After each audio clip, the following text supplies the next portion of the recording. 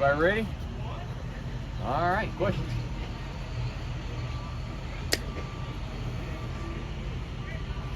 Well, somebody's bound to have one. Oh, that's awesome. Here we go. We're bound to have one. Boy.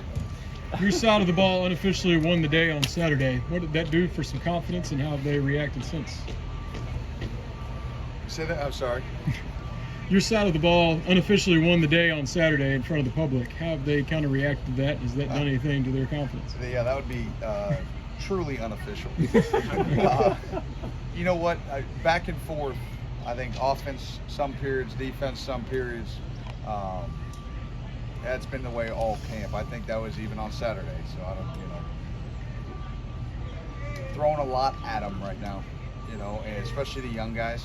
And so they're, the key is, we've talked about this in years past. They can't hit the panic button right now. This is probably as much as we've, put in defensively this quick. Again, we've got some older guys on that first team, so I don't want to slow those guys down. But it becomes a lot, on the younger guys. But I wanted them to have this, feel what we do defensively, and then we'll start slowing it down for them. But I want to see who can retain. And so it's been, like I said, it's been good, it's been bad, it's been really ugly at times. But that's okay. That's why you practice. It's only a couple, whatever it is, 7 practices in right now. And it's nice why they give us 25 before the first game. What's the adjustment period like for those who transfer DBs that have college experience, but I assume ran a different system than what you guys are? Yeah, you know what? Those guys can transition quicker than, say, just a standard incoming freshman who's never had this kind of volume of defense before. The terms may be different, but from school to school, a lot of schools run similar coverages, or at least a couple that are similar that they can sort of tie words and terms and be like, oh, this just means this, got it. So they can come up to speed quicker, and we've been lucky. Those transfer DBs that you talked about are smart, they're conscientious, so they pick it up a lot faster than most. Mark talked about Saturday being the first chance for some of those corners to get some one-on-one. You wanted to see what those guys look like there. How did that go, and how has that gone for those guys to get some of that? Again, I think we've made some competitive plays. We've lost some too, and that's part of the process. That's part of learning and fighting back. I feel we've been more competitive on the ball. Still trying to refine our technical expertise. Both at the line and off. But I like the way they compete. And Saturday, when we get to the first scrimmage, that's going to be the first real big test, because now it's, can you compete when you're tired? Live action, balls are flying deep, and then if it gets caught, can I respond? Because they might put you right back into the run game. The different schemes that you get offensively, both from our offense and when you watch teams that we're going to play in the future, they're going to force those guys to tackle. And so I want to see who's going to tackle. I want to see who's going to respond. There's going to be adversity just like there's in practice. Are they going to hang their heads? Are they going to elevate? So again, these first couple of days, there's much of our standards, running the football, competing, responding, and trying to absorb as much of the defense as we can. And then, these next couple of weeks we'll really start just fine-tuning. Those new guys, what do they offer or bring to the table, kind of individually, certain traits? Well, first, I think they offer, the biggest thing they offer is competition. Like you walk in, especially if you're a transfer, and I think everybody sits up a little bit higher in their chair. They know, hey, listen, everything we do and everything coach does, every player that we sign, bring in, it's to improve the roster. And it makes people uncomfortable, which is good. As soon as you get comfortable, you get complacent.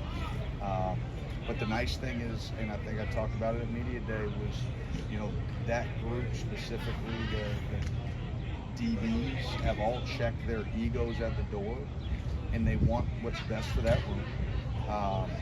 Now, when you talk about individual guys, I think Kedron brings a savviness, an intelligence to the game really natural in zone coverage. You know, he does a nice job there in safety. He's picked it up quick. You know, and Jordan is so long. You know, still working on the technique. But Jordan Robinson, you know, when all the dust settles in the long term, he's going to be a really good player for us. How big is it to have a guy like Trevin Wallace stay where he would have been a starter, but you have DeAndre Square and John Jones staying extra years? How important is that he's staying? Yeah, I mean, I think obviously having Trevin is a huge piece. Having De'Aaron Jackson is a huge piece. I mean, when you've got depth and you can roll, you can keep guys fresh. You know, it allows you to play in multiple packages. You find ways to highlight guys' strengths, and so that'll be fun. And I think it's great for him to have those guys back to continue to learn that position. I think he would freely admit that he's still learning what it's like to be a true inside linebacker, you know. And so to have two guys that have been doing it for 4 years, going on their fifth, you know, they can really help him with all that. When you talk about that savviness and intelligence, the key job, how does that manifest itself when you see it? Well, I think it's route combos. You know, in terms of wide receiver stems, wide receiver, you know, the pace of their routes. He understands, you know, when he can sit at the top of the route, when he has to go. Does a nice job in divide and seeing the routes, can play big picture, sees quarterback's shoulder and understand which way the ball is going to come out. Is it high? Is it low? Are they looking intermediate? Are they looking deep? And so, you know, he's done some good things.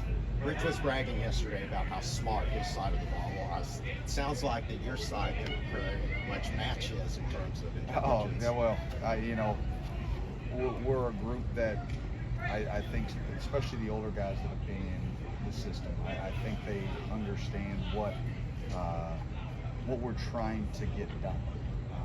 So yeah, I do think that we've got some intelligence in that, and what I need those guys to do, especially those old guys, is to pass that on, because where you've got a lot with, you know, that smaller group of older guys, I need that to get dispersed all across that whole bunch of young guys that are underneath them, because for those guys in these first 7 days of install, it feels like foreign language to them. Brendan, how do you feel about your nickel options? Obviously, there's a big talk in the spring after got hurt. Who's kind of working there? How do you feel about those guys? Yeah, you know what? We're still trying to, you know, figure that out. We're rolling a couple of guys through there and figure out what the best fit for us is.